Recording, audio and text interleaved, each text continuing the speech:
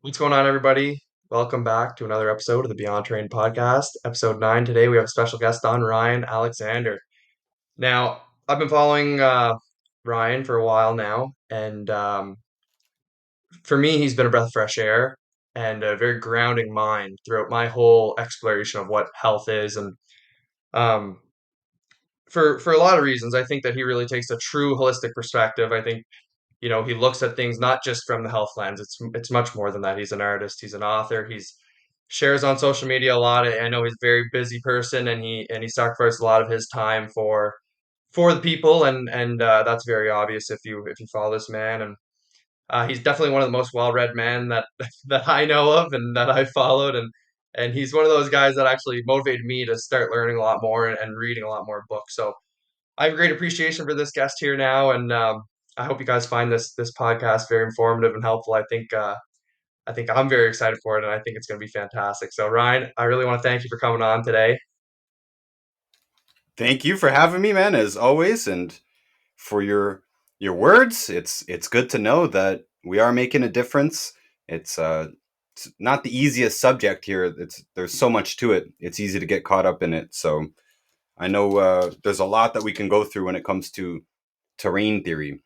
I didn't actually know your podcast was kind of about this. What are some things that in your previous 8 episodes have been brought up? Yeah, well, I mean, it's very much about well, centrally is that germs aren't the root cause of disease, right? So we're looking beyond that, and really like when simply, if I could attribute what the cause of disease would be, it would be toxicities, deficiencies, or injuries. And I think there might be a case to say that emotions could cause injury. I know German new medicine talks about this a little bit. We haven't really got into that. I'm not really well versed in that. So I mostly keep it to deficiencies and toxicities and obviously injuries. You fall off your bike, you break your leg, that kind of considered a disease. So that's really central. We've talked a lot about the primal diet. I've had a few guests on about that, and they've definitely came to their conclusion and thinking that that is the best way forward in maximizing nutrients on eating solely whole foods and obviously eating raw animal products and trying to maximize the nutrients and minimize the toxicities. So that's kind of where we're at now. And last recording was alchemy, and we kind of got into maybe the more theoretical side of things. But I find alchemy fun. I like the study of it, and especially if you're trying to understand the cosmos. So that's where we've been so far. And yeah, I think today I'm excited to see where we're going to take this. It could go many different ways. Cool. So I guess we should start out with my little history here. Very, very briefly, I was born with Yeah. musculoskeletal problems. I was Okay. tangled up inside my mom's womb with a dislocated hip. It's called dysplasia. So, an emergency C section saved my life and probably hers as well. But I grew up in pain and couldn't really be physical or active until my 26th birthday when I happened to find the right supplement that got me out of pain Mm. in less than a week.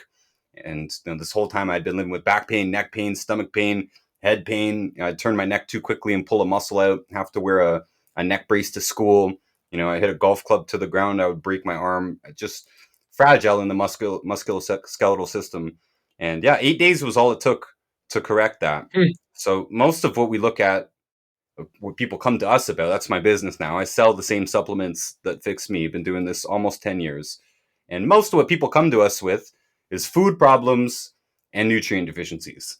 And yeah, there's a case to be made for toxicity as well, but when your body's properly nourished, it can push out toxins. Your body's a detox machine. It can do this all the time. So we don't put a lot of focus on toxicity itself, even though a lot of people blame it for weakening us to the point where we are susceptible to infections and stuff like that.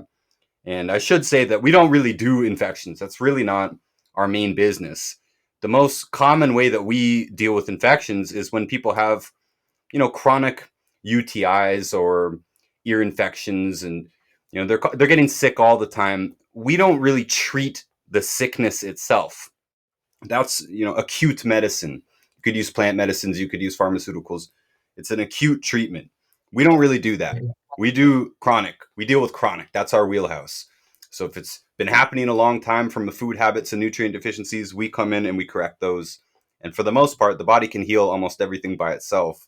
But there are some, very clear-cut examples of parasites, microorganisms causing lots of different problems. So I think this should be clarified as well too. If we're going to jump into terrain theory, the main point of contention is about viruses and what viruses really are. And there's not much consensus really on what they even are. Even the mainstream tells us that they don't have a cell themselves; they're just kind of random pieces of DNA, RNA. So the terrain theorists say that that's because that's a byproduct of your body fighting something off. It's a byproduct of, real pathogens or your body just having an immune response to food or whatever. The virus is not the thing that infects you. It's a result of you being sick, you being unwell in the most basic of sense. But of course, there are many actual bacterium and worms and mold and fungus and all this stuff can invade us as well. But as you've probably sort of already covered, this stuff is everywhere. They find fungus at 10,000 feet in the air. It's everywhere. You can't avoid mold and fungus and bacteria, and they're in our body too. There's more bacterial cells in our body than there is human cells.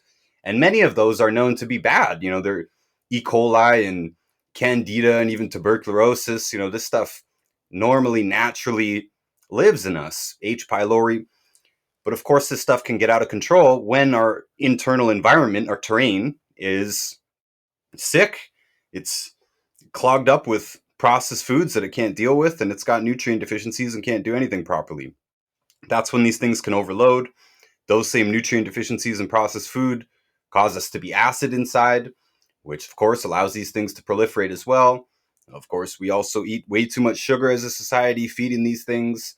It's just a vicious cycle where it makes us even weaker and even more susceptible to infections. But the infection itself wasn't the primary threat. Because these things exist amongst us all the time, you can't avoid fungus and mold and yeast and bacteria. The real threat is being unhealthy and not being able to keep those things at bay, not having enough good probiotics, good bacteria to keep the bad bacteria at bay, and so on. Mm-hmm. Yeah. I'm just getting a little bit of popping on my end here. I think what I'm seeing is that your mic may be a little loud. I don't know if you can turn that down just a little bit. I think that might help the situation. How's that sound? Yeah, that's a lot better. I think even maybe just a smidge louder would be all right. Oh, right.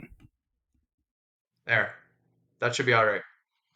Yeah, so well, that was a great introduction. Yeah, like we're certainly like when we're talking about it here, I think we may place more emphasis on the toxicity, I suppose. And I could not agree more with what you're saying that being properly nourished is a really important factor here. And you know, it's interesting because you say like it's like if you have the nutrients, you have the mechanisms, like we are built to detox. And I think that's a really important story here. And that's why I really appreciate what you're doing. And you know, because even I find a lot of people in the terrain community really take away from supplements, and they say, you know, supplements may even be toxicity synthetic forms of vitamins or whatever it may not be the healthiest option for us, and that we should all be getting it from our food. Now, I know that you're a results based guy, and your results certainly speak for themselves, and that's what I love, and I love your story, and I love that's what you're standing by, and that's what you're selling. I like that because you have that to back it up for sure. So, you know, I think I want to hear about like what your ideas health is. Like that's kind of what I ask all my guests to get a little baseline understanding. So I really want to know like what does health mean to you? And then we can circle back into the terrain and the nutrients and all of that. And I think and maybe even get into the bad food. So I'd appreciate to just hear your words on what health is, and because I think you take a great perspective on it. Well, I think the absence of disease, the absence of a problem is your first major marker. But Mhm. for example, the RDIs, the recommended daily allowance of nutrients, they're set at the level that will just keep you alive. So you take just enough scurvy, according to the FDA, to, or sorry, you take just enough vitamin C to not have scurvy, basically. But of course, that isn't good enough to us. It should be Hmm. natural to wake up ready to go, wake up with energy, sleep properly, just be naturally tired at the end of the day, go to sleep, no problem, no waking up, just nothing weird, no problems with urination or defecation. Everything's just working properly. And I think the energy thing is a good metric of that, because yeah, you can not have a disease, but be tired and miserable all the time, and that's obviously not health as well. But when you are functioning properly, you should have plenty of energy, plenty of zest for life. You mentioned emotions earlier. Well, emotions need nutrients, they need proper sleep, they need all this stuff. And when you are working correctly, your emotions actually should not be going bonkers as well. And you kind of maybe brushed it off just a little bit, but stress can absolutely cause disease by itself. And this is another vicious cycle sort of thing. The stress can cause you to eat more of the bad foods and could cause you to Hmm. stay up later, or just have a bad sleep in general. And now you have even less raw material for your own hormones to be made properly and all this stuff. So health is just the absence of all of this. It's not just what shows up on a blood test. But if you are miserable, I do believe depression, anxiety, these are completely nutritionally explained. These concepts don't exist in the primitive world, basically. So all of that should just be functioning well. You should just be ready to go basically at all times, and be capable of much more than an 8-hour workday without burning out, and etc. Yeah. Yeah, and you even mentioned being tired at the end of the day. I think that's great too, because like, if you're out, and you're moving around and you're not sitting at a desk for, you may sit at the desk for 8 hours in your job, but sitting on the couch for the other 8 hours of your free time, it can be problematic for your energy levels too. So it's but yeah, there's the big focus on on nutrients and nutrition and like and that's like I think that's so foundational. Like because we're bombarded constantly with toxicities. And personally, I think that's really where the terrain model shines. I think the toxicities that we're experiencing are, you're in the field like and you're looking at these chronic illnesses and these, all of these major degenerative diseases and things like that. And I'm thinking of the acute flu and the, the like just the more well, the contagious diseases, right? I think those are more toxicities. I really do. I think they're deeply rooted toxicities. I was talking about parasites today on Instagram and how, parasites can go in beyond where the, immune system can get into. And like, I think there's a little bit of evidence to show that parasites like to feed on things like heavy metals. So, if you were to comment on toxicities, what is your take on the toxicities? I know you don't place too much emphasis, but what do you think about them? Well, you said something earlier, results based. And Mm, the health business in general, it should be completely results based, right? One of the problems with mainstream medicine is they get paid no matter what. They get paid if you die on the operating table. You take these 2 pills, call me in 2 weeks. If you get way worse or have a seizure or anything crazy, they still get paid. So it's not result based, and you can choose to keep going back to them. For some reason, many people do choose to keep going back to them, even with a lack of results. Where we do our work mostly on Instagram these days, most people that come to us are already health conscious. Many of them, if not most of them, eat better than I do. They go way out of their way for mm, organic foods and grass fed and all this stuff, the extra omega eggs. And many of them are very, very chemical conscious. They've stripped all these chemicals out of their lives. mm, It sounds like a detour here, but these people still have problems. That's why they're coming to us. They have no other reason to message us other than to ask for our help sure. with a problem. And again, probably half of these people on Instagram specifically, not half people in general, but half of the people who come to us, at least, are already completely clean. As clean as you can be in this environment, really. And I'm fairly clean as well. But my point here is, I'm really clean compared to the regular person. I haven't stripped every single chemical out. I'm sitting in a chair here that was made of fabric in a factory somewhere that was doused in chemicals before it was made. A few years it can off gas, but nonetheless, you're still going to have some chemicals in your environment pretty much no matter how hard you try, unless you live out in Pretty the woods much. with no insulation or anything, natural insulation.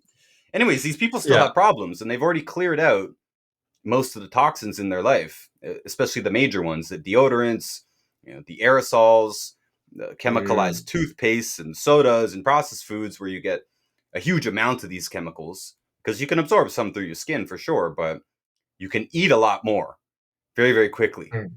right? You can eat huge, huge doses of toxins, talking about metals and stuff. One bowl of cereal is going to have a whole bunch of little iron shards in it and just a bunch of other stuff that would take you a long time to breathe in through pollution in the air or chemtrails or whatever, or to absorb through your skin. You're not putting Mm. huge amounts of this directly on your skin. Anyways, they still have problems. Why do they still have problems?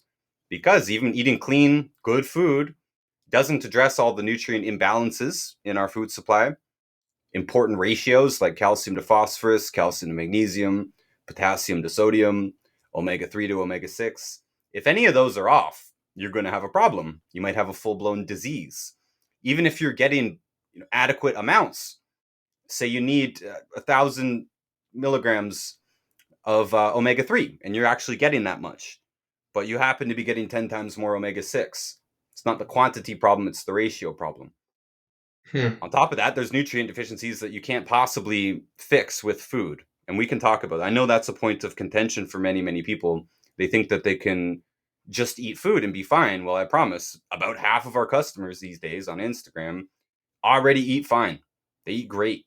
They eat, better than their doctor would have told them. And it's even fine to me at first glance until we really start going in and looking at those ratios. And we have to understand and accept the fact that we just can't get enough of certain nutrients in our food no matter what we eat. Let me explain that just a second before I throw it back to you. The longest Sure. of people, the longest of populations, there might be some argument about them wanting to sound older than they really are, or whatever. There's no birth certificates in the Georgian mountains or whatever. There are certain places like the Hunza Mountains in northern Pakistan, and the Georgians just mentioned, and the Azerbaijanis, and the Sardinians, and the Okinawans, and the Nicoya Peninsula, Costa Rica, even the Loma Linda Seventh Day Adventist population in California, which is an outlier in the blue zone category. Hmm. These people live all over the world, is the point. They eat completely different diets. There's very little overlap. There might be a few foods that they all eat, like garlic or onions, but you can't blame the food for their success because they all eat different things. There's many different ways to get nutrient dense foods, and there is patterns when you look at these people and what they eat and what they drink. But the real common factor is that they put a lot more nutrients into their food. They use things, many, if not most of these populations live in the mountains. So they use things like irrigation. They irrigate the mountain water. Mountain water is coming across hundreds or thousands of miles. It's picking up all kinds of minerals and trace minerals. In 1 quart of the Hunza water, there's 17,000 milligrams. I believe that's the number, 17,000 milligrams of calcium. That's 17 times the RDA. And this is Oh, inorganic calcium. It's not organic. It's not plant derived. It's just raw limestone ground up. 17,000 per sure. quart. They're drinking several quarts a day because they're at high altitude.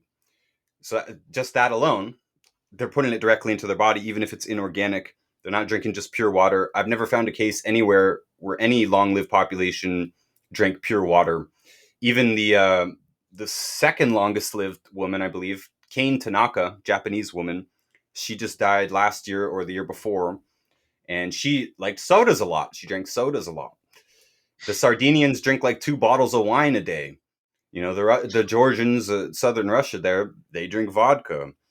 In Nicoya Peninsula, Costa Rica, they drink coffee. And we would actually say that these are bad because they dehydrate you.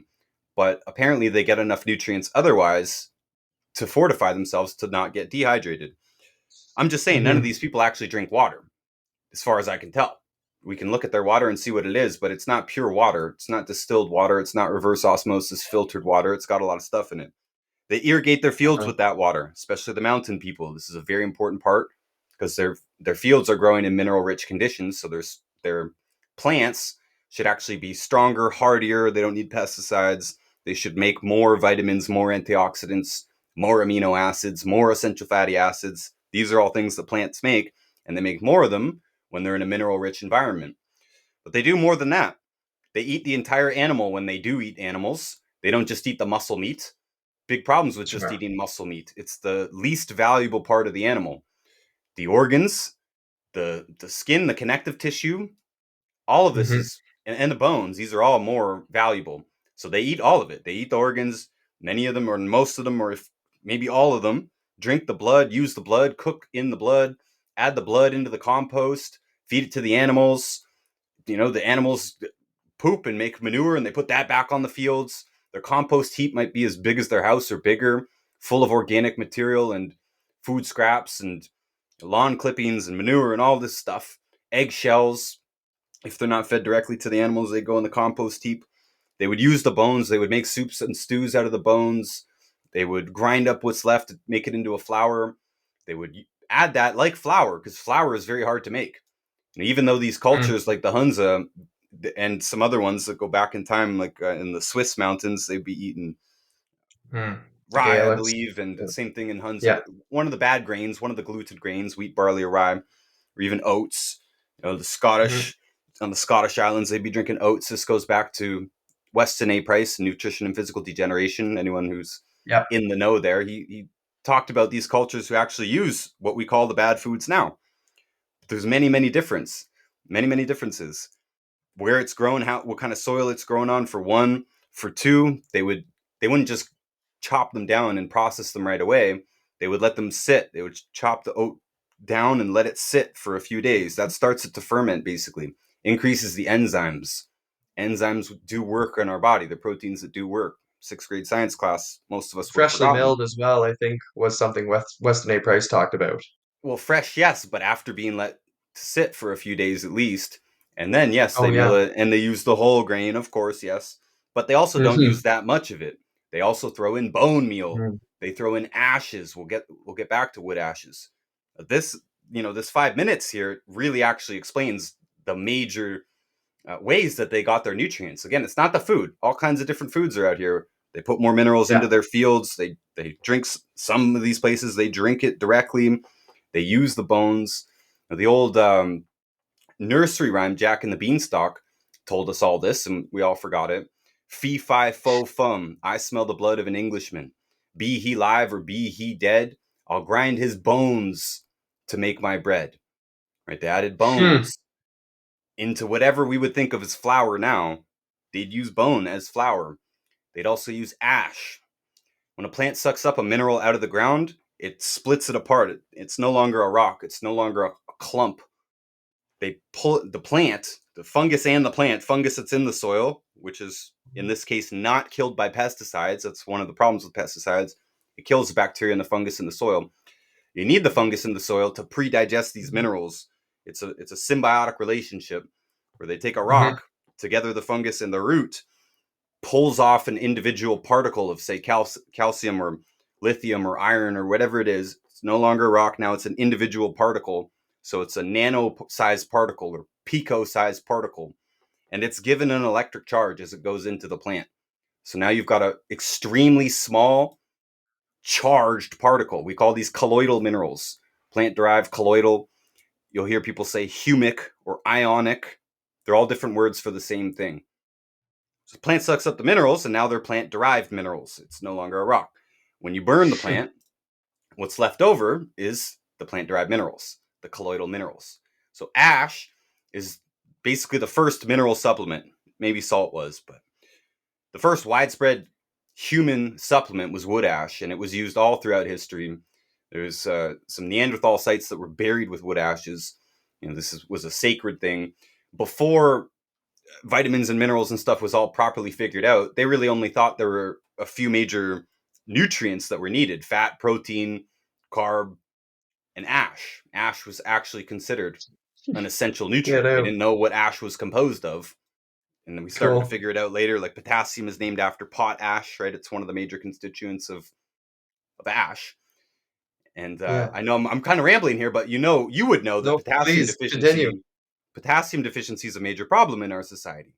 It's hard to eat that many fruits and vegetables to get enough potassium. Your doctor says, okay, yeah, man, just eat 6 cups of broccoli and 4 bananas to try and get your potassium. You start doing the math. This is a lot of produce.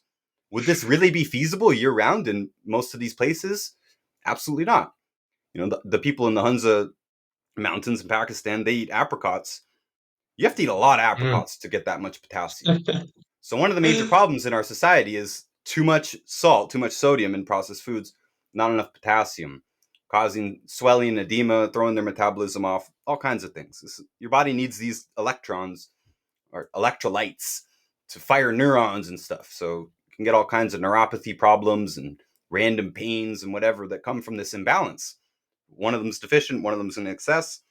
And so, yeah, throughout all of human history, they used wood ashes. They didn't know it was a potassium supplement, but they knew it was also a way to make their breads and their puddings and their meatloaf and whatever it was they were making, because grains are hard to grow.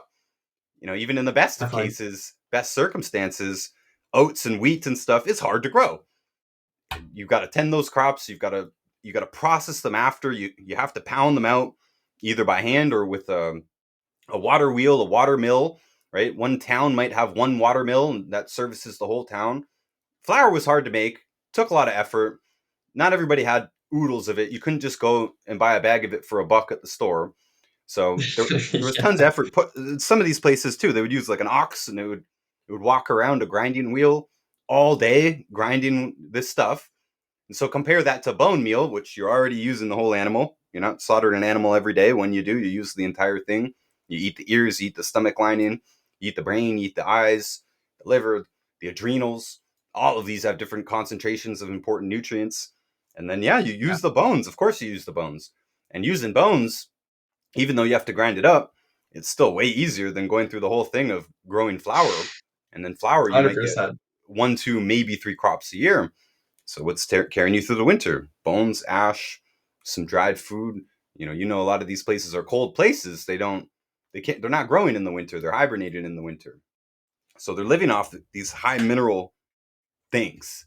And this is why. I know that was a long explanation. There's actually more to it, but I'm going to stop. There's other things they do to put more minerals in their food. But all this is irrespective of the food. It doesn't matter whether they're growing Sure. tomatoes or squash or whatever, fruit, berries, livestock.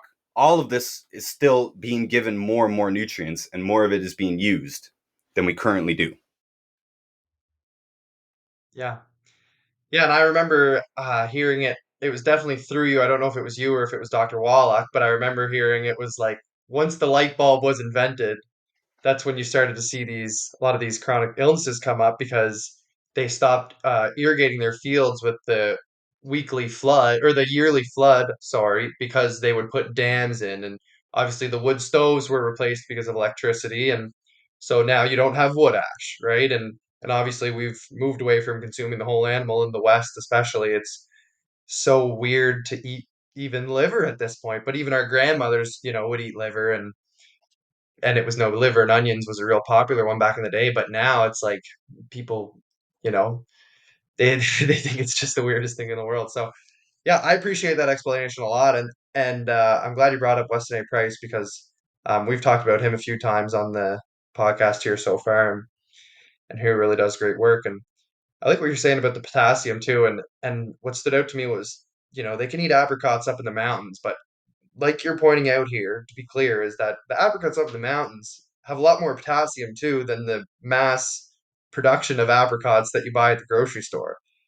So it's a whole different game here that you're talking about. If you're talking about trying to get nutrients out of your food and you're buying it at a grocery store, I think you've lost. I think that instantly it's impossible. I think if maybe I personally think if you put years into your soil and you get back to the traditional practices, and I think there's a possibility to live without supplement. But as you're mentioning, even supplementing with the bones or or eating wood ash or bones is a form of supplementation. So I really like that point of view, and I think it is the best case for supplements that I've ever heard, honestly. Um, and yeah, I like your explanation on minerals. I know I remember listening to a podcast of you and Ben Fuchs talk about minerals, and they're not minerals, they're elements, and that's what's driven into me. It's you're not eating rocks, you're eating, but so it's a different way of looking at things. And so, anyways, I really appreciate that explanation. Actually, I think the listener will too. I think they'll benefit from that. So yeah, I mean, so your product, the Youngevity product is it's a humic shale, is it?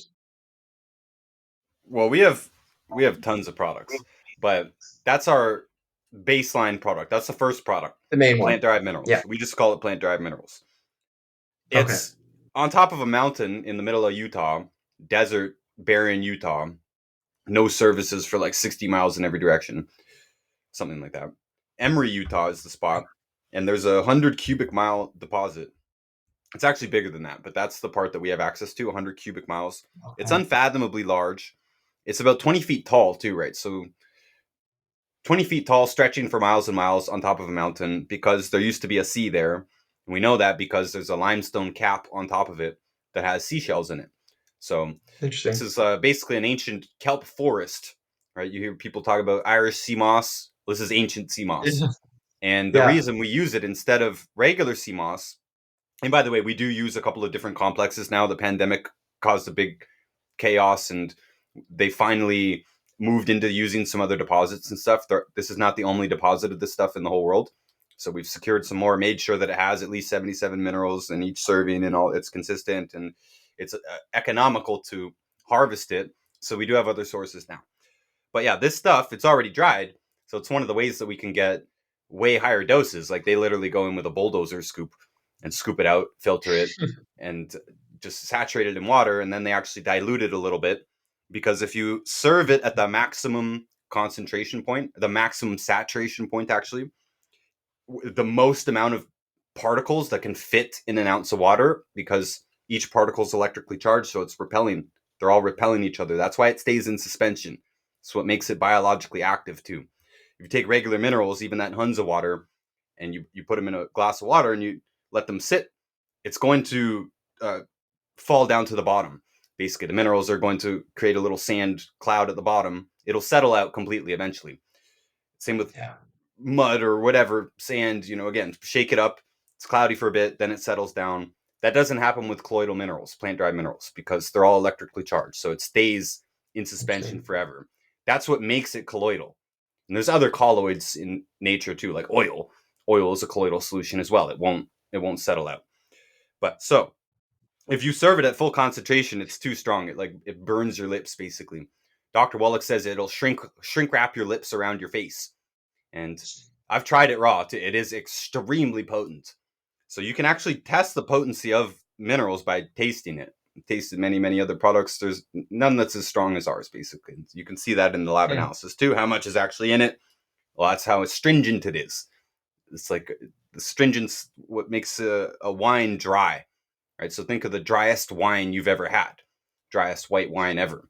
That's what this is. And we can make Interesting. it even stronger. So this stuff is very economical to pull out because it's already there. It's already dried. Just when you buy most, if not all, of these CMOS products, you're just buying the CMOS itself. Whereas to make Yeah. one, I should know the American values more. I think a quart is 32 ounces. Maybe I'm correct on that. 32 ounces. It takes over 70 pounds. I think it takes 78 pounds of the desiccated sea moss. 78 pounds to turn that into 32 ounces, which is Hmm. intended for an adult of normal size. And actually, the proper dose, according to Wallach, could be 1 ounce per 100 pounds. So, Okay. well over 70 pounds for any adult, basically, is required just to distill down a basic dose of the trace minerals.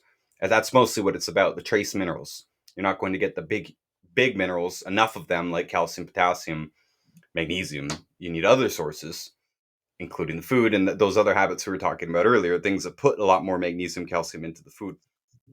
But anyways, yeah, Hmm. that is what we use. That's the basis of our program. That stuff is in almost all of our products. And since it has all the trace minerals in it, I should mention, we believe there's at least 90 essential nutrients. And Yeah. many of those are trace minerals that no one's ever heard of. And I would actually argue that all the elements on the periodic table are essential in the naturally occurring doses and forms, basically. Hmm. Even fluoride, even lead, arsenic is one that is actually essential. People aren't arguing that. We need arsenic in trace amounts. Animals and us, all life needs trace arsenic. But yeah, some of these other ones like cadmium, lead, fluoride, I do actually believe they are essential in their naturally occurring amounts. Because when you find these Yeah. minerals, you find them all together. You can't separate out the lead or whatever. It's in the spring water, it's in the sea water, it's in the Hunza water. So yeah, Yeah, that stuff is our that's magic great. pixie dust, we say. And it's because of the trace minerals. Yeah. So what about Shilajit? I think I've asked you a question like this before. What about Shilajit? That's a big hot topic now. Everyone's selling it. Everyone does it. What are your thoughts on that? Well, it has excellent marketing, Yeah. incredible marketing. It really does. I'm envious of the marketing. Many people have wanted me to sell it, and they've sent me samples and everything. And I try something for 3 months and see if it makes a difference. So there's been several of those few months periods that I've taken it and haven't noticed a difference. The reason I think I haven't noticed a difference is because I'm already getting a solid dose of plant derived minerals. Remember Fair that enough. 78 pounds or 70 plus pounds it takes us to make 1 month worth of our plant derived minerals. Picture how much you're buying in Shilajit. It is concentrated to a degree, but not to the same degree. Same with the Sure. Seamoss. People have sent me tons of Seamoss, added it into my regimen, haven't felt a thing. I know there are people who have results from it. To me, they're not that impressive of results. They're basic results. They're not reversing scoliosis or brain tumors or whatever. It's basic results. Feel better, got more energy, sleep better, whatever it is. And I would say, yeah, it's because of trace minerals. Because trace minerals are incredibly deficient in our food supply.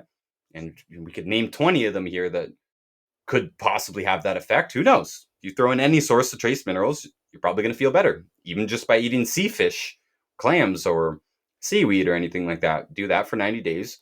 You'll probably feel better because you have more trace minerals in you. Shilajit's the same Mm, thing, but and I don't mean to bash anyone. I have friends that sell it. It's just too yeah. much money, not enough minerals. Back to the food thing, all these long lived people, they eat all kinds of different foods. I don't care what the source is of the minerals. I care about the form and the quantity and the ratios when all is said and Mm, done. And you're just not getting enough for your dollar when it comes to Shilajit or Irish sea moss or you name it. Basically, I don't want to say any other product than ours. It's not a secret method that we use, right? This is public. We talk about this all the time. Just told you what we do. We take a scoop of humic shale, and that's just old sea moss. We take a scoop of humic shale, we filter it, and we dilute it a bit in distilled water. That's it. Any company could do that. Any company could replicate it, and many actually do. They just don't use the same concentration as us. That's sure. it for the most part, or they charge more. I was just pitched on a product the other day. They said, "Hey, we love what you're doing. Maybe you'd like to sell our product or whatever." And I look at it, and it's more than twice the cost of ours, and it has less than half of the minerals in it. And it looks like they're doing the same thing. They're taking a humic shale source and filtering it and diluting it in distilled water, and they come up with a product that costs twice as much with half as much in it. Amazing. Yeah. No, that's fantastic. Um, so I want to ask you about water, Definitely drinking distilled water, RO water is kind of a popular topic nowadays. What are your thoughts on the consumption of water? Should we be drinking 8 cups of water a day? What are your thoughts there? If it's spring water, is it okay? If it's tap water, what do you think? Water's a big subject, and to be honest, when reading old accounts, because there's not that many like current locations that are very healthy. So you have to go back 100 years or so or more to get descriptions of perfectly healthy populations like Weston A. Price did. And it annoys Yeah, me that most of the time they talk about the foods, but they do hardly ever actually talk about what they drink. It makes some passing reference to it, but they don't give me a good, solid rundown of what they actually drink sun up to sundown, basically. So it's a bit annoying. yeah, But we can tell some things. The Hunza people, for example, not only do they drink that mineral rich water, it's already cloudy with inorganic minerals in it, just by nature of being a mountain water. They call it glacial milk, right? Because it looks milky, it looks chalky with minerals. But interesting. they also put a chunk of rock salt in at the bottom, and so that's constantly leaching out into the water. So they're having a high salt intake as well. So they're not drinking just water out of the spring or out of the waterfall. And theoretically, maybe waterfall water is the cleanest, but I have never seen a population that relies on that. They do rely on springs or distillations like beers and vodkas and stuff. They're drinking that all the time, a lot of them. And this is Sure. because also it's in many places in the world it's hard to get water that's not contaminated. Started this with train theory. You can absolutely have lots of microorganisms in your water, and it can make you sick. It's a big problem in Africa and stuff. Throughout the Middle Ages, not the healthiest time ever, but they were drinking almost all alcoholic drinks, wines and beers and stuff, because it wasn't going to have the same level of bacterial threat in it. So very few of them actually drink water. I lived in one of the blue zones, Nicoya Peninsula, Costa Rica. I'm not sure if I ever saw anyone just drink water. They do drink milk from their cows that they have there. They Hmm. drink coconut water. Honestly, it's 21st century here. A lot of them are drinking Coca-Cola and beer and stuff as well. They're not drinking water.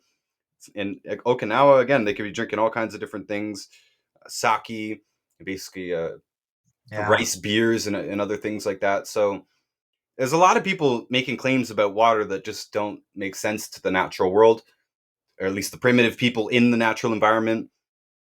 They don't drink a whole lot of water. If they do, it's highly mineral rich water, which is what I prefer to do. Lots of water, yes, with some salt in it, yes. I have a reverse osmosis machine because we're not in the primitive environment. Or a drink with supplements in Mhm. it, like I'm drinking right now. It's got vitamins, minerals, Yeah. it's got all 90 essential nutrients in it except for the omegas, because omegas would turn it into an oily, soapy mixture. Not very nice to drink. But yeah, even things that we think of as bad, at least in some way, like coffee and tea.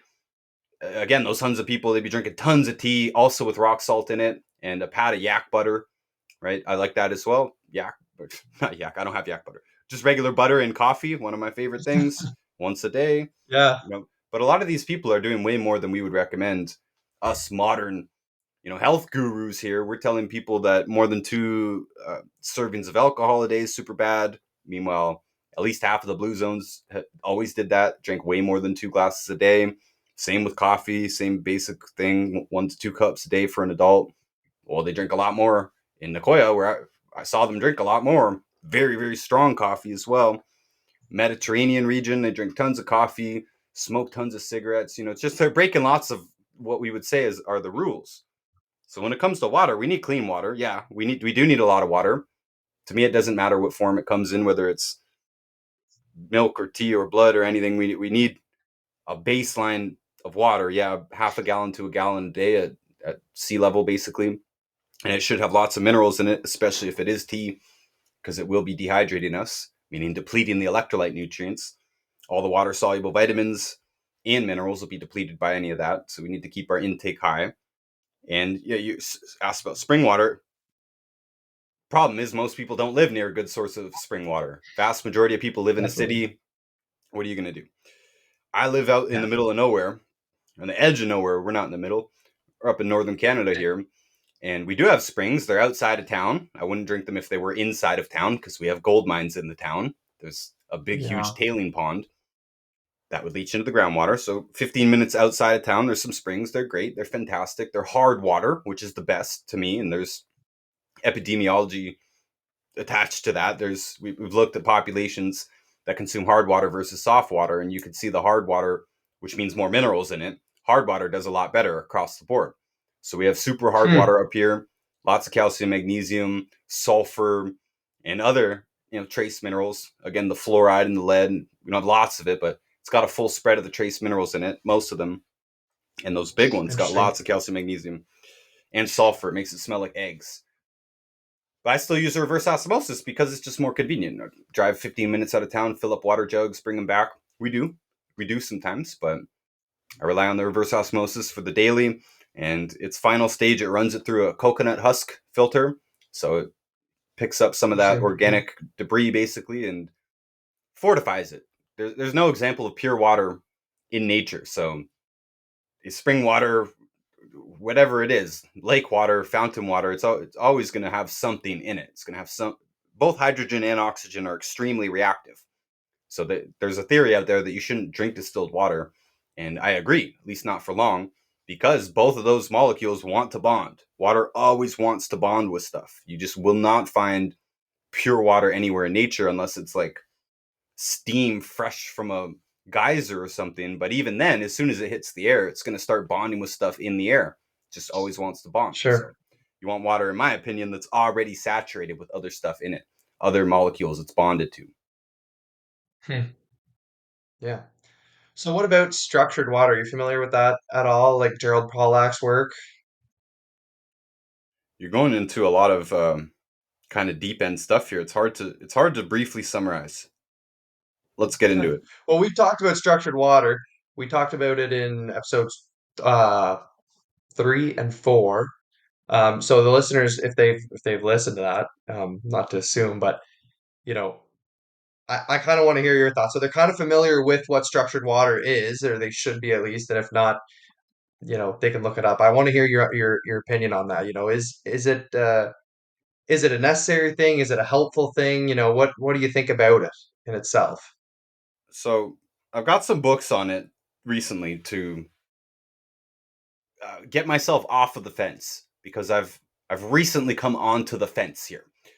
So back up years ago, I was very compelled by Dr. Masaru Emoto, which you guys probably talked Yeah, about, where he takes yeah. pictures of water molecules as they're freezing, and the ones that he put like a tape and said wrote love on it. That water crystallized into a beautiful snowflake, and then he'd put hateful words on other ones, and they would crystallize ugly, unsymmetrical, just distorted. And people have done the rice experiments too, where they just project love into one cup of rice, and then they ignore one, and then they give hate to another one, and then the one that was ignored and the hateful one, the rice rots very quickly, gets all moldy and stuff, but the one that was given love actually ferments and is still consumable later.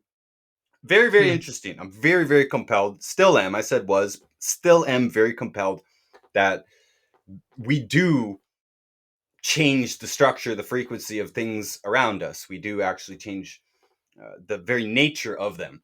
And that, I believe that's true in our own bodies too. We're mostly water. So when we project negative energy, I know these are hippie terms, but I think it literally changes our physiology. I do agree with that. Yeah. We sell structured water. And I know other structured water companies. I have good friends and people in the business and doctors and stuff that believe in it very strongly. I cannot say that I have any real results to report just using the structured water. I Sure. believe that many of the results I have seen are due to the placebo effect. It's hard for me to parse this apart. I don't have double blind studies. I just have my own experience. And I don't recommend structured water all the time. But I've got a good solid handful of people who have used it. And I know that the ones who got a good result generally had a good attitude, and they probably would have gotten a decent result from whatever they tried. I just can't say. Many times it's very, very clear that the product worked. In my case, I Sure. took I took the bone and joint product. Boom, my bone joint muscle problems disappeared. Easy. You give people some diet advice, some enzymes, probiotics. They fix their digestion. Easy. We know it worked. Structured water, I've never seen it be that clear cut. And so I haven't been promoting it in quite a while. And every time I Sure. do mention it in favor of it, I do support the idea, the theory. I think it needs to be proven. So I've got some books here to try and convince me, because maybe there is some evidence that I'm not aware of. But the evidence right now is mostly just theory. It's a good sounding theory. And Hmm. yes, naturally, the water should be in much better condition. All forms of pollution and negativity and all this stuff should distort the structure of the water. And that should matter for our food as well. So when we have food that's made by this, inhuman mechanical system, I don't expect it to have any good energy in it. And I expect that to affect its structure, and I expect that to affect us when we eat that dead food, basically. But this is just a theory. So I don't actually have results to report. I know people who take the selling of it much more seriously. They will claim a lot more results.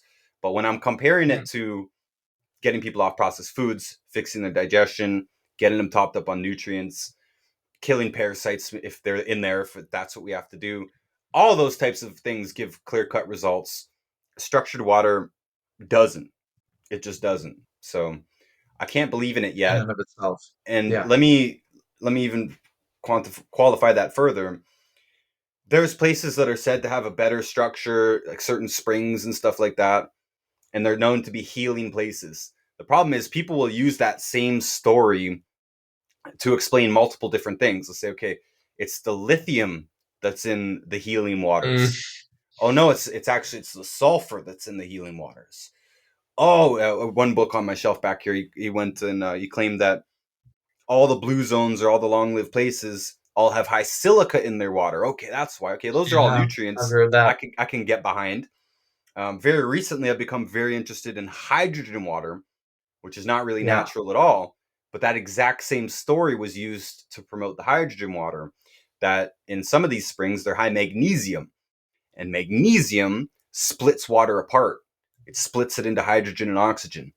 And you can do a chemistry 101. I did chemistry 101 in college, and they had this little experiment where they drop a little piece of magnesium into a tube of water, and it literally eats the water, makes its way down, and it's eating it as it goes. The water is disappearing, and it's turning into oxygen in one tube and hydrogen in another tube. So it's creating these gases. So the theory is that these some of these springs that have high magnesium, that's actually splitting apart the water and creating excess hydrogen molecules in the water. I'm just saying all this because people are also saying, oh, it's because of the structure of the water. Well, this might be a chicken and egg situation here. I don't know which one came first. Is it because it has all these minerals in it and it's naturally coursing through the earth, and that's, or is it the structure that's giving it these properties? Is it the structure that's enhancing the mineral properties? Is it both of them? Honestly, I would lean towards the minerals. All those ones mentioned are extremely important. Lithium's extremely important trace mineral. It's essential. Sulfur is ridiculously important. We need more of it. Magnesium's also very important. And if it does the hydrogen water thing, again, that's an elemental explanation that I'm much more in favor of. But should we be eating or consuming this gross wastewater and stuff? No, of course not. That's also another thing, right? They'll say, "Oh, our gray water, the water from our taps is basically gray water because we poop in it and yeah, stuff, and it goes back into the same system, and they just filter it out. So whatever comes out of your tap now, it is still gray water. It's being reused from a gray system. So they say, well, okay, that's ugly when you freeze it or whatever. I don't know if it's because of the energy. It's because it's been contaminated. All this stuff. I'm just not sure how important the structure is itself, or that any other cleaning method. You could correct me if I'm wrong if you know more about this, but distilled water, filtered water, water with intention put into it, put through a spout with a spiral on it, or, is that actually making the difference? I really don't know. Or is it naturally better structured when we filter it, clean it, put love into it? I don't know. I don't know these answers, but yeah, I think it's been blown out a little bit. You can tell this is not my sure. expertise here, but it's a confusing subject because people are making huge claims about the structured water. Whereas to me, if you drink the best water ever permanently, you never ever take another sip of any contaminated water, any tap water, any sugar water, and you never do any of that again, you're still gonna have health problems if you don't get the essential nutrients in. And if you correct those nutrient deficiencies and imbalances, the structured water should just be irrelevant. And again, Yeah. we sell this too. Like we have a product. I could be here saying, yeah, it's the best. It makes total sense. It does make sense, but I'm not willing to promote it if I don't. I Sure. know for sure that there's great results with it, and I can't see that. Well, that answers why I always say that you're a breath of fresh air.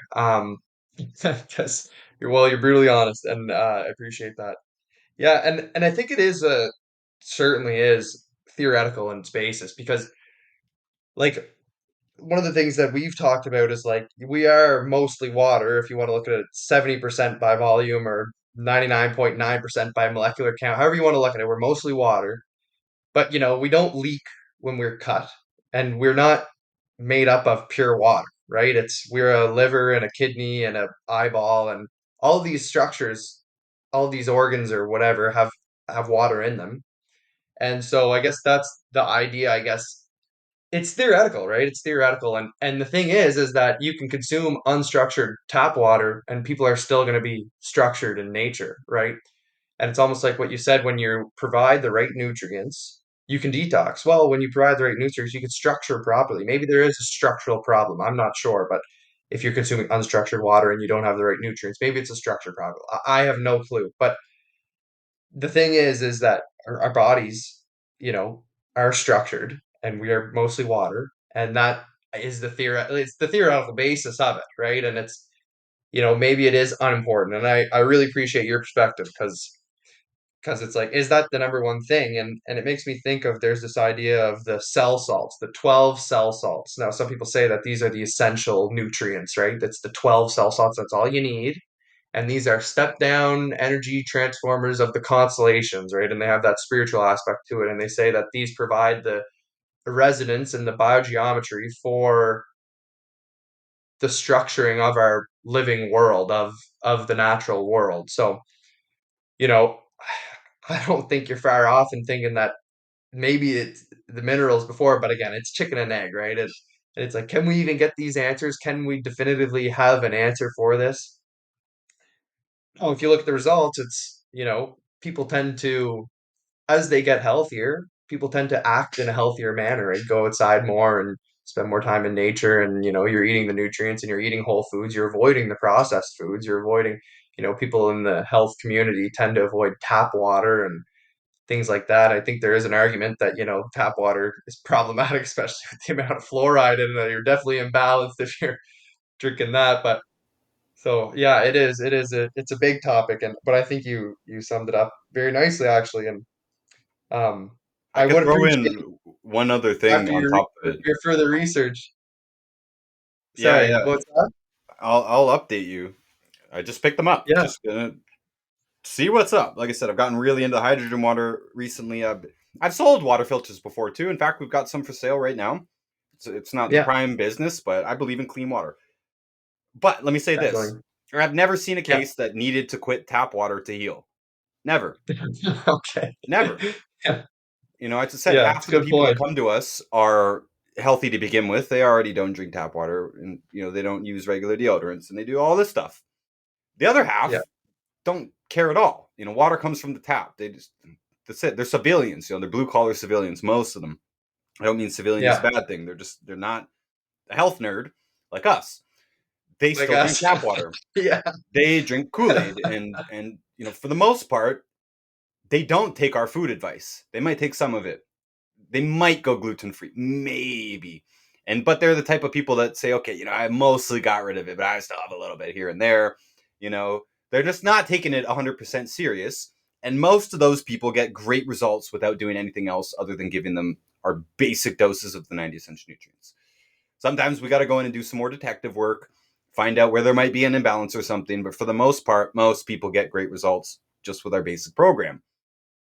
So at least half of those people are the ones out there in the real world, the ones that I've dealt with mostly in real life in blue collar towns that I've always lived in. They still drink tap water. They do not buy organic food. They still eat a lot of processed foods. Even if they go gluten free, they buy gluten free cookies from the grocery store and gluten free bread. It's still junk food to us, basically. Even if it's Yeah, gluten free, it's just you've heard me say yeah. that. It's still junk food. My point is, I've never seen a case that had to get rid of those things in order to heal. Not one where tap water was the thing. We tried everything else, and we finally said, "What are you drinking? Tap water? Okay, get rid of the tap water." Boom, their osteoporosis is gone. Never seen a case like that ever. In theory, it may be important for serious hormonal problems. I'm talking like Hmm. PCOS, endometriosis in women, gynecomastia, enlargement of the nipple for men, the gland behind the nipple.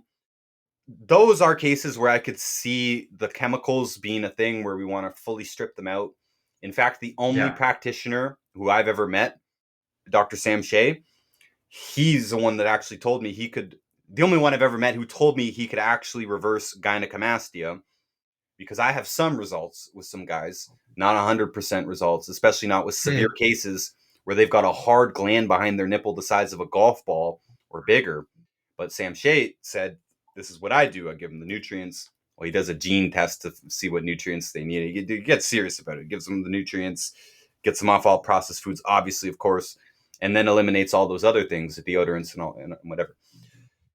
Is it necessary for gynecomastia? Probably, honestly, because it's a severe imbalance, and so you want to get rid of all hormone disruptors. But I can say with confidence that all these other people who have the leading diseases, the arthritis and osteoporosis and diabetes and high cholesterol and whatever, early dementia, all this stuff. They've never ever had to get rid of tap water. I don't tell them to get rid of tap water. It's not part of our protocol. We give them tons of Yeah. information. We can't tell them everything. So yeah, just really want to hammer it in. I know there's lots of garbage in tap water. I wouldn't personally drink it. I don't want birth control residue and other drug residue and fecal contamination and high levels of chlorine. And I don't want any of this. I don't want fluoride, extra fluoride. It's industrial waste, all this stuff. So Hmm. I choose to avoid it, but I've still never seen it actually cause a disease outright or be the thing that reversed it. And I know I'm kind of rambling here, but I should hammer this in too with the organic food. I believe in organic food. I believe it's better to consume food that hasn't had pesticides in it, whether it's killing my bacteria or not. It's a sicker animal, sicker plant. I don't want anything to do with it. But I've never personally seen a case where going organic was the thing that fixed them. Again, this is Sure. someone, my theory here, or my hypothetical situation here. This would be somebody who's already on our basic 90 essential nutrients. They're off all the bad foods. They're not eating gluten. They're not drinking carbonated drinks with a meal. They're not burning their meat. They're not eating processed meats. We have a pretty short list of bad foods. There's a few more, but they're doing that. They're doing all that. They still have a problem 3 months later. Come and do some detective work. Can't see anything. Can't see any imbalances or anything. There's never been a case where I just say, okay, get rid of all your food and go 100% organic. And then they come back, a month, 3 months later and say, you know what, my problem's finally gone. It's just never ever happened to me. It's always been processed foods, maybe parasites, and nutrient deficiencies. I've never actually had a case where it was outright toxicity yet. I might change that soon because I do have one case right now where we have tried almost everything with her, not everything, but almost everything. I should email her after this actually and see how she's doing. We found out that she was massively, massively vitamin C deficient because she could take huge Sure. quantities of it before bowel intolerance. And it Hmm. fixed the problem for a little bit, for like a few days, a week, and then it went back. And this is a pain problem. She's got pain everywhere. So my theory was that that was actually liberating heavy metals in the body, and that's why she got better first, but then it got worse after because the heavy metals were now liberated because vitamin C binds with heavy metals. So it's just a theory, but that's what we tried next, and that's why I want to go and check in with her, see how it went. It's been a couple of weeks now that we've had her on some heavy duty products for getting rid of toxins from the body. Basically, that she might be my first case that we needed to remove the toxins to actually get a result. Cool.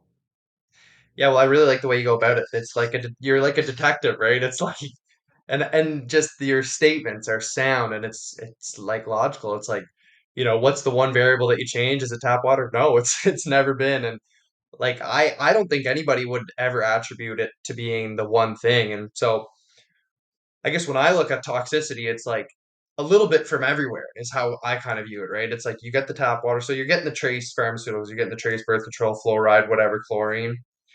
You're putting the deodorant on. You have air fresheners in your car, and you have them in your house, and you use Febreze, and you use toxic cleaners, and you use shampoos and petrochemicals and all your cosmetics and things like that.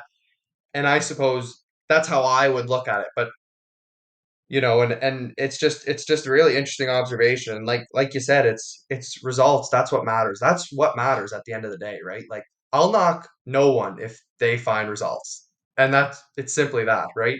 I don't care if it's placebo, whatever, right? And it's even hard to eliminate placebo out of anything, right? Like it's like, but You yeah, no, want that's great. placebo. We always want Yeah, placebo. you do.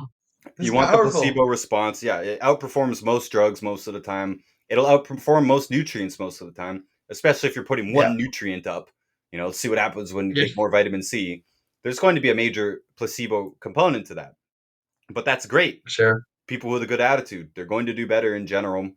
And this whole thing about structured water, yeah, you can structure your own water in your body. I do believe this because they say Yeah. structured water, even the one that I sell, it's described as a catalyst, meaning you take a small amount, like a little cap full of Hmm. the structured water, and it's supposed to hit your water in your tongue and then ricochet through the whole system and cause a chain reaction to structure all the water in your body. Well, Yeah. if you look at the emoto stuff where we are the ones projecting our emotions or our intention on the water, and it's changing the structure of the water, I see no reason why our own positive intentions would not structure our own water, especially if that was actually your focus. Right? There's a lot of great stuff that comes out of the world, the cancer research world and stuff, where people are using positive visualization for their tumors. It's going to Yeah. outperform whatever therapy you're doing. If you believe that the chemotherapy is going to work, you truly, truly believe, you have faith in it, it should work much better. You should have a much higher chance of surviving. This is our intention.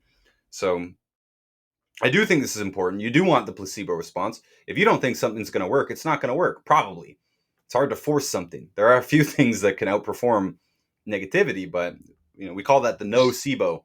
Someone you got to drag in. No Someone's SIBO. someone's wife Yeah. drags a guy to us and says he's got kidney stones. You got to help him, and I tell him everything to do, and he's begrudgingly does it. He's not going to get the best results. He might, maybe, but probably not. He's probably not even going to implement the protocol properly because he's sour about it. He's not doing it of his own volition.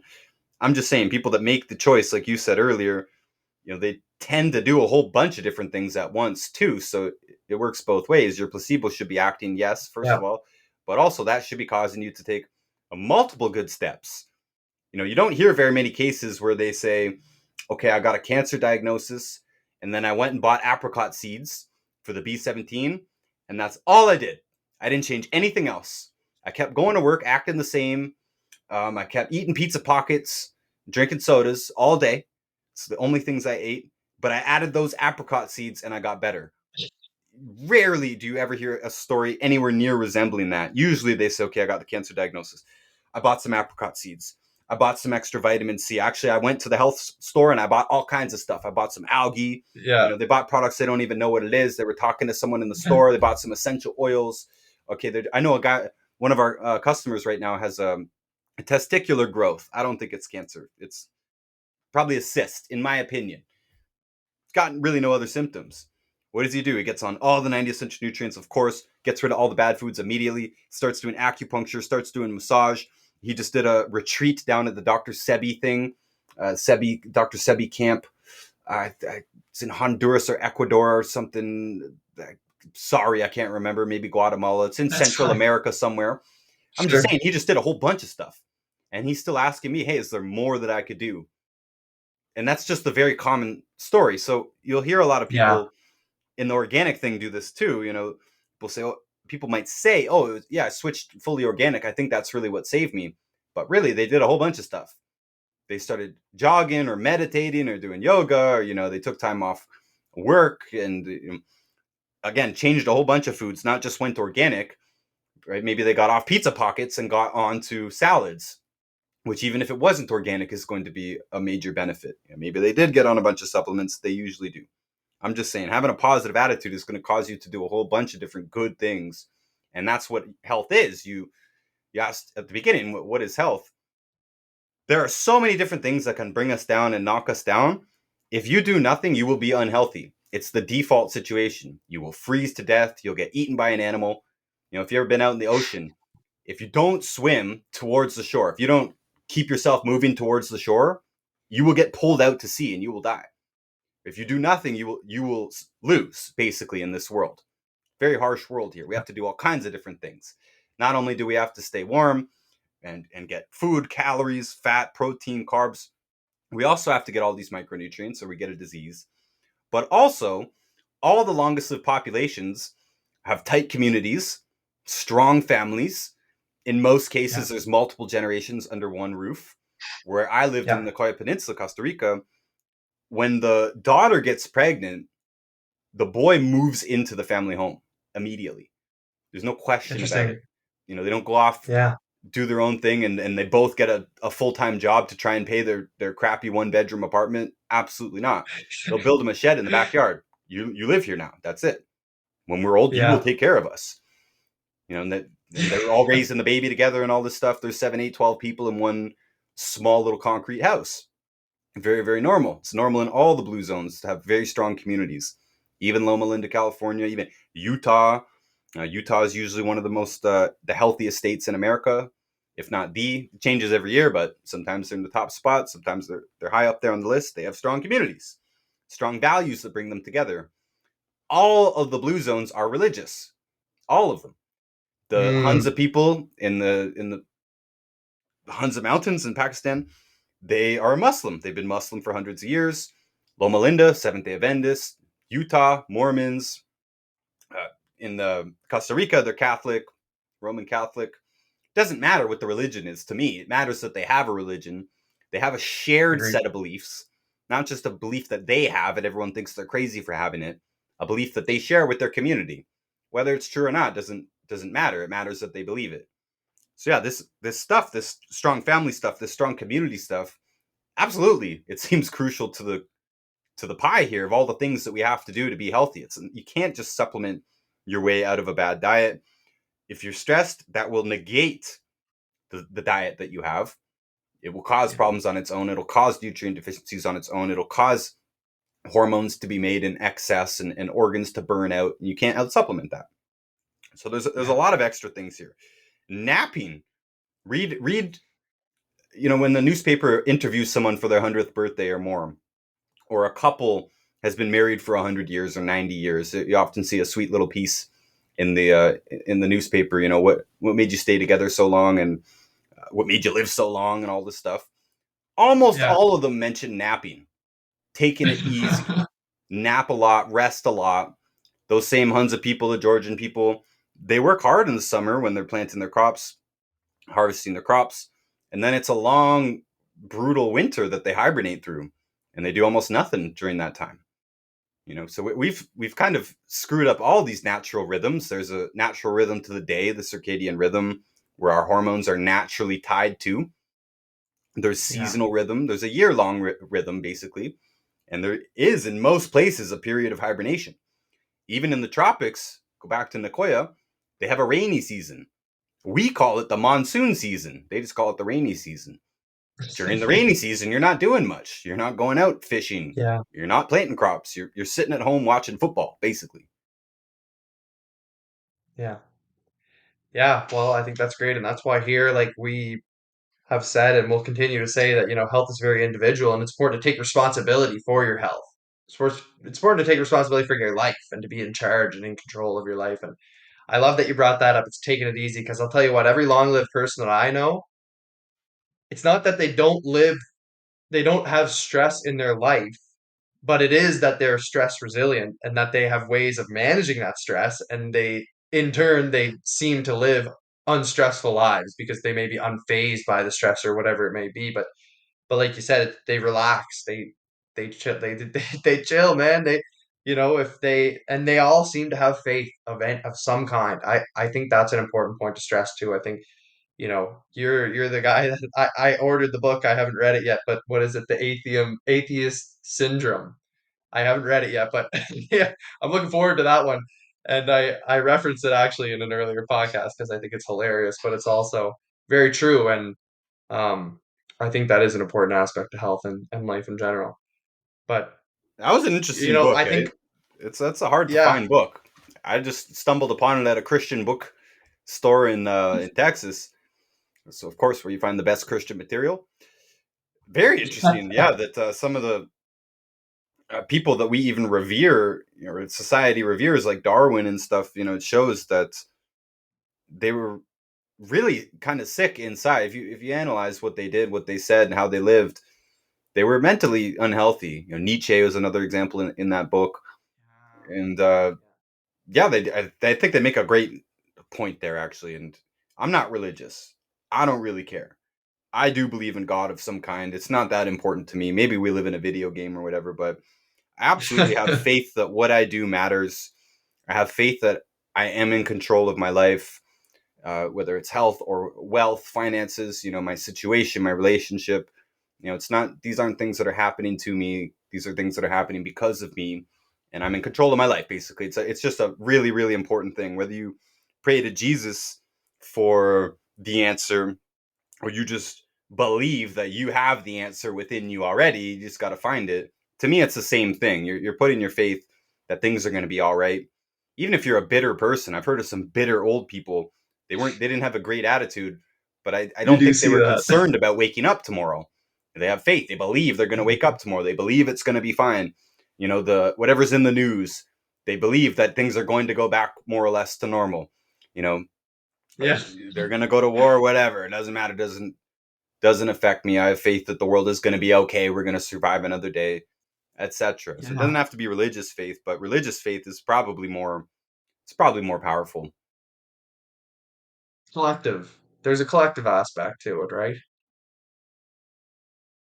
Yeah, and when Yeah. everyone else believes it, it's very easy to participate. It's nice to participate. I mean, I've gone to church even though I'm not willing to say that Jesus Christ is my Lord and Savior, which some people get upset about and they want to force me to say it. I still have Yeah. fun. I still have a good time. I still feel the good energy going to church, doing the singing. They're doing a sermon. They're talking. I don't care what the Bible says. I know that's going to offend some people. I don't care. I wasn't raised Yeah. in this, but the whole exercise of picking a sentence and then really picking it apart over like a 45-minute sermon, that's excellent to me. I don't know. I enjoy the whole process. I feel uplifted when all the singing's going on. Probably all those positive vibes. Dr. Emoto times 100, however many people are in the room. It's cranking up the good vibes. It feels great. The building's Yeah. designed for it. The pipes or whatever, the um can't remember the name of the instrument that they use. It feels very Oregon. good. Oh, yeah, and the organ, sorry, yeah, the organ.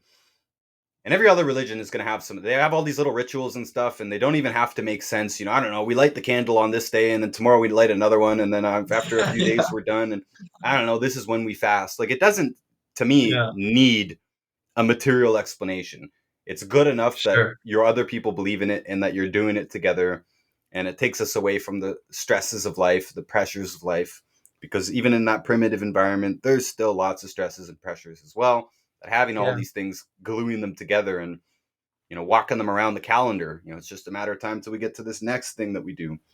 Back in the Koya Peninsula, they have rituals all throughout the year, where different things happen, holidays and happen, and they get together and they do a party on this day, and nobody knows why anymore or cares.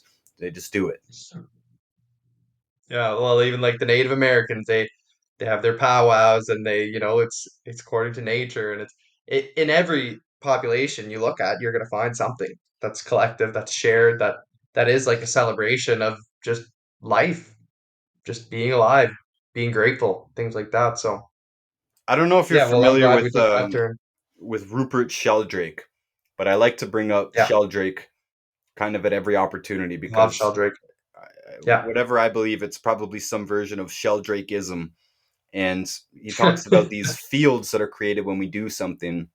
Once a field is created, it's easier to do that thing, and other people are more likely to do that thing. And I think that's what was the good thing about religion and all these ceremonies and holidays and all this stuff is that everyone's on the same wavelength. Literally, everybody's within the same field, and it feels good to be in that field. And this was even true when we all used to watch cable television because, everyone would watch whatever the show was. And then the next day they would talk about it. But when it was on, everybody's literally participating in that field at the same time. Or like when an Olympic ceremony is on, a billion people watching it, that field is greatly enhanced in its power. And, most of your yeah, audience would probably believe that all these celebrities are doing like evil black magic rituals when they're doing the Super Bowl shows and they the must be. Olympic openings and stuff. But still, the point is that they go out of their way to broadcast it to a billion people so that more and more people can participate in it. They do all this Mm, advertising and stuff. Make sure you watch the Oscars because they want everybody in the field at the same time. You ever watched a sport game or a fight the next day? You avoid it. You don't know who won, but you saved it, you taped it, you watch it later. There's no energy there. It just feels dead and boring. yeah, You gotta be there. That's what they say, right? You gotta be there. You gotta watch it on pay per view, or it's not even worth it afterwards. It's because the field, all the energy is there at that time. I bring this up because probably one of the worst things that we have done is we've all split off and done our own thing. We've all got social media. It's all showing us something different. Things go viral, sure, but we're all in our own little field. So instead of having some strong fields that we can participate in, even if they're completely useless rituals, and useless holidays that don't mean anything. They're just something we do. We've gotten rid of that. Now everybody's doing their own thing all the time. You can stream something whenever you want and whatever, and it's just not the same basically. So I think there's a big gap there in our socialness. Like, we don't live in big strong families. I'm here in my house by myself right now. My housemate isn't even here. It's a weird thing, to be disconnected from the energy of everybody else and to be going completely on your own wavelength. Inevitably, it's going to be not as strong, not as comforting as just participating. I know this kind of sounds like, oh, you want to be a sheep in the herd. Well, kind of. All these long-lived populations, they don't really question this. They don't have this existential thing. Am I really a Muslim? You know, what is the purpose of life? It doesn't seem like they have a lot of this stuff. They just do what they do of always. They do what their ancestors have done. The Okinawa people, they add the ash, the rice straw ash, they add it to the rice noodles. It's just what they do. They don't know that it has minerals in it. They probably don't care. Maybe it has some taste, but it's just something that they've been doing forever. And it's like all the stuff that they do. They've always been doing this forever. Those people that have preserved those traditions. And the best we have today is religions, or these new kind of collective thoughts that people are coming up with now, like this whole emoto thing and Yeah. growing your own food, and all this healthy thing is a vibe itself. It's a field itself, but I think we've lost a lot, especially with the social media thing and just, yeah, the lack of collective rituals. And, I grew up in one of the most multicultural places ever, Toronto, Canada. And Yeah. you get this melting pot effect where, everybody's got their own holidays, and there's just very little left for us all to participate in at the same time. Even if it's as useless as a basketball game or something, I think it's worth preserving, or worth getting more of those rituals in our lives. Hmm. Awesome. Yeah, and I will say one of the things that I like that Jordan Peterson says, and he's one of these Nietzsche, gurus on the internet now, is that as institutions do get larger, it does tend towards tyranny. I do agree with that, but I just love the perspective that you're taking that, like obviously you have to kind of separate it out. Like, the people who practice Christianity, or, if they're Catholics or whatever, they don't go to church and think about, the scandals in the Vatican or the, what the pastors are doing or things like that. Or they're sharing love with the community is what you see, and it's community coming together. And I love this perspective because you're right. We're so lost, and I guess like the new hippie types would be like, oh, the capitalistic mindset. We're all out for ourselves and individualists, and we were trying to just get our own bags and do our own thing. Yeah, and it's about balance, right? You got to take responsibility, care about your own life and your own well-being, and whether that's financial or health or whatever it may be. But the communal aspect, you can't deny it. It is, even with a viral reel or a TV show that just comes out, there's a little bit of there's a little bit of that community, even if it's, did you watch this or did you see this reel or something, right? It's like you can still feel that energy. It's like, oh yeah, I saw that. Like, I love that, right? So it's kind of funny, like, even though it's not happening at the same time, and I agree that is more powerful. And because it's like I was watching a fight the other weekend, and it was just some hometown guy fighting in like my little FLA in a little small league, and like the energy I was feeling, I felt like the whole, like, I'm from a little island there. I'm from PEI, and you could just feel the whole island like was hyped for it. Like everybody was hyped. The whole crowd there was hyped. They were all from PEI, and it was in Moncton actually, and so it was just like you just felt this collective energy. And I don't watch sports too much, and when I do, it's with my fiance's father. I'll watch football with him because it's a shared thing that it's just nice. It's You connect over it, and it brings warmth. So yeah, I mean, I think that's a big part of health.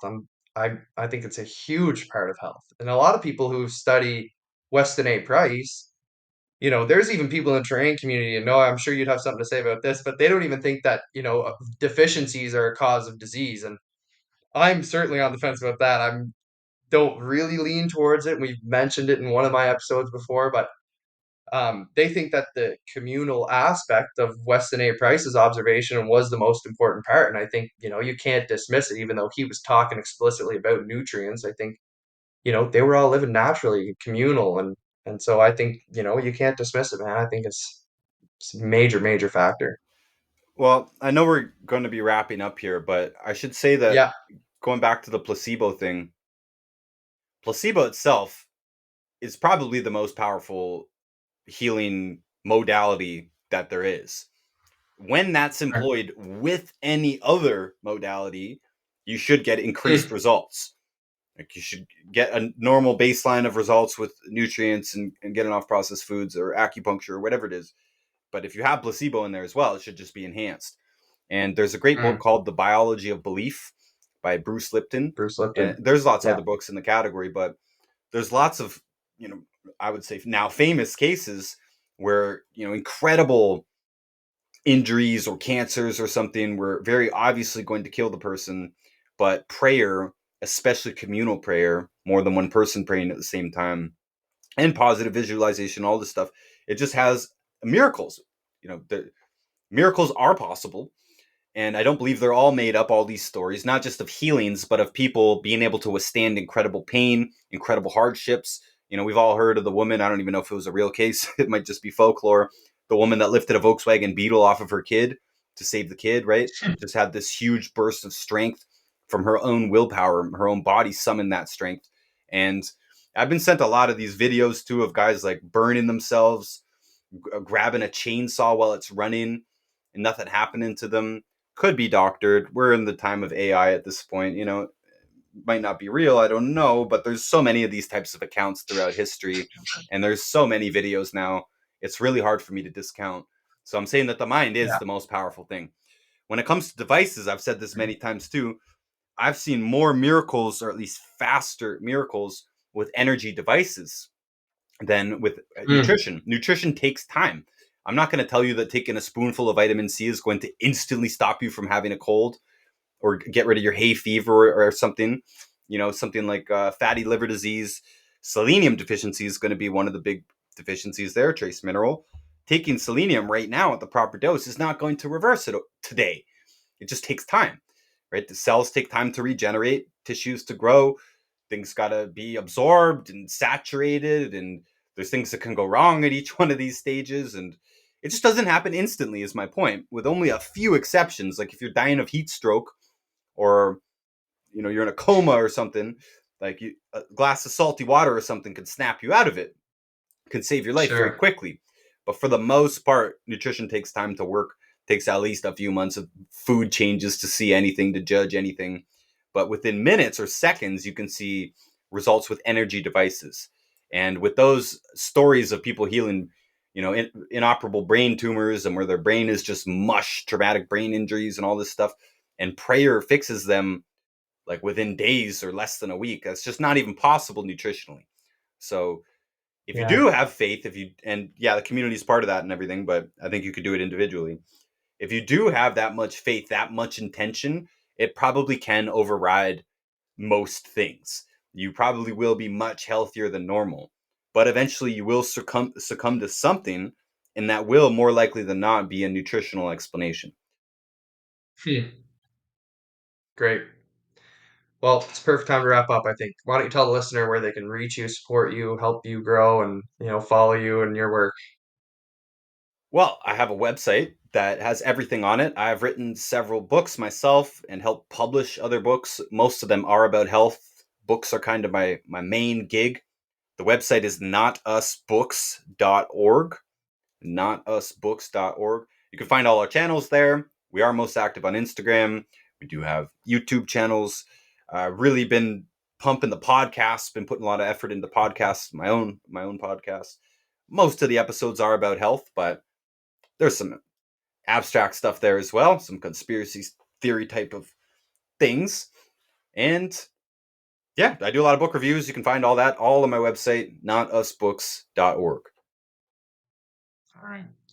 Well, we'll link that down in the show notes there, and so it's easy for you guys to access. And let me All just right, just Ryan. because you're on the fence, just I know we're 5 minutes overdue here, but let me just say, That's fine. That's fine. all the time we give advice for free. You can contact us. We can go through a whole questionnaire. That's how we started. We give you a questionnaire. You respond to it. We give you advice based on what you said. But we're always just saying things like get rid of processed food, get rid of gluten, get off gluten. Just saying these things. All the time, people come back to us and say, hey, man, I went gluten free a few months ago, feeling incredible, lost a bunch of weight, whatever the pride, hemorrhoids. I don't have the hemorrhoids anymore.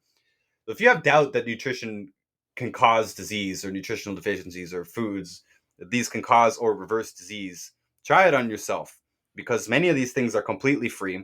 I'm not selling a gluten free lifestyle. Many people do these things Hmm. on their own. They hear us talk about salt, they increase their salt, whatever it is, and they come back with a result. You talked about results based business. That's what this is. So you can try these things for yourself and you can see if your life gets better. And if you do have a disease, in the vast majority of cases, it is completely reversible with just the basic stuff. You don't have to do the detective work and stuff. You need to cover all the essential nutrients because we could have another 2 hour conversation about why you can't get them all in your food. We just did a very, very basic overview of the problem.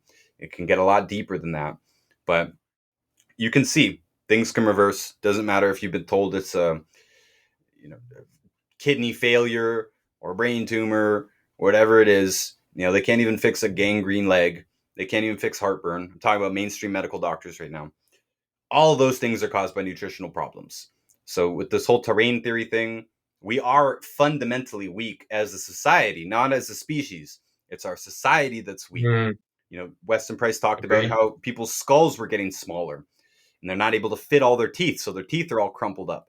Almost none of us have our wisdom teeth. We're all born at a disadvantage.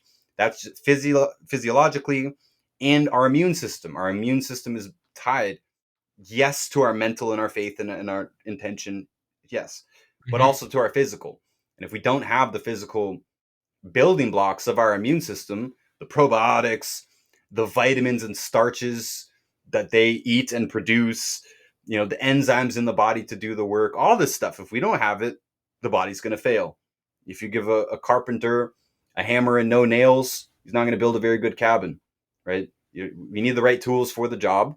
And it just so happens that us as vertebrates need a heck of a lot. It's, again, at least 90 essential nutrients. It's probably closer to 200 if we were talking about maximum lifespan. Maybe that could be another conversation, but you can absolutely try these things. I promise we wouldn't be in business if this stuff wasn't true. You have to get That's it. results in order to keep your customers. Yeah, I agree. All right. That's awesome. All right. I want to thank you, listener. Thank you all for listening. I really appreciate it. Every time you guys listen to me, that's how you support me. Give me a follow, like, and it feeds me. And I love this. I love talking to people and getting more perspectives. It's great to learn, and I find it. You know, it's it's a healthy thing in my mind. I think learning is great. So, of course, you guys should know that this is not medical advice. This is for general informational purposes only. But also remember that we're all responsible, sovereign beings capable of thinking, criticizing, and understanding absolutely anything. We, the people, and the greater forces are capable of self healing, self governing, self teaching, and so much more. Please reach out if you have any comments, criticisms, concerns, whatever it may be. I love to chat on Instagram, beyond.terrain. And again, guys, I really appreciate you guys listening to this. Ryan, I appreciate you coming out. It was a great conversation. Um, so if you found it informative in any way, give us a like, review, follow, comment, whatever you're listening on, subscribe if you're on YouTube. And just remember, there's two types of people in the world: those who believe they can and those who believe they can't, and they're both correct. All right, guys, take care.